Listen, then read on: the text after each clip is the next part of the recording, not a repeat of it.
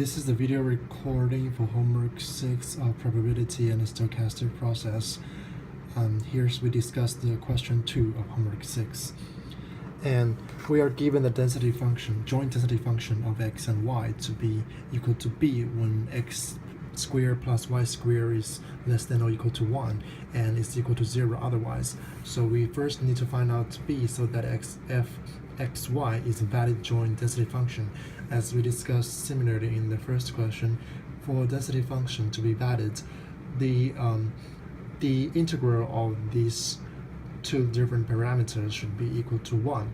And so we the meaning of integrals with respect to x and y is exactly the area of this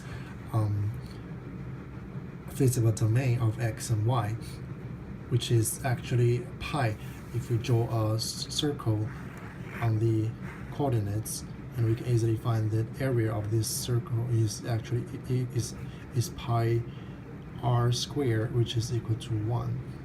Here we know that the radius is actually 1 for either x or y. So given this, we can get that b times b times pi, this should be pi here.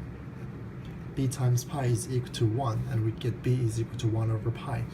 For the second question, we have to find ex and x and y, ex and capital Y, ey and x, ey and capital X, and ex times y.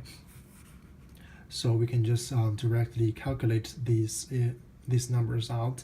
For ex, it should be the integral of x times fxy, which is actually, after calculation, is exactly equal to 0.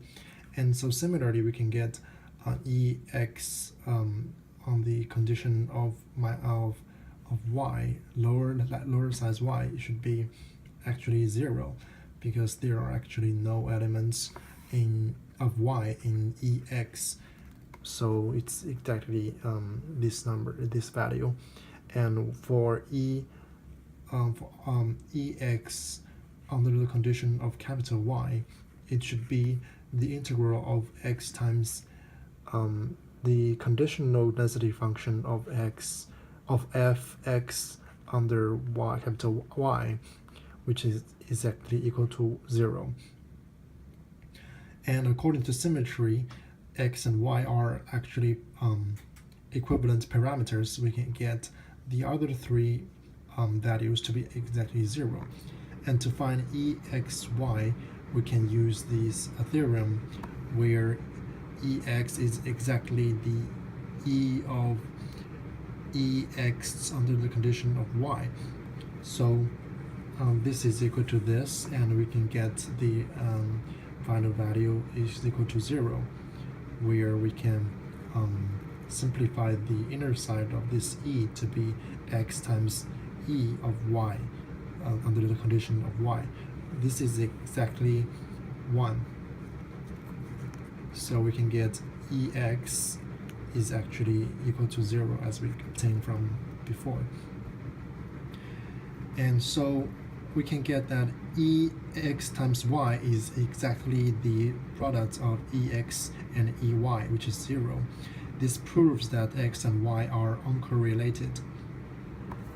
And for the third question, we have to prove or disapprove x and y and are uncorrelated, and is exactly derived from this equation and this line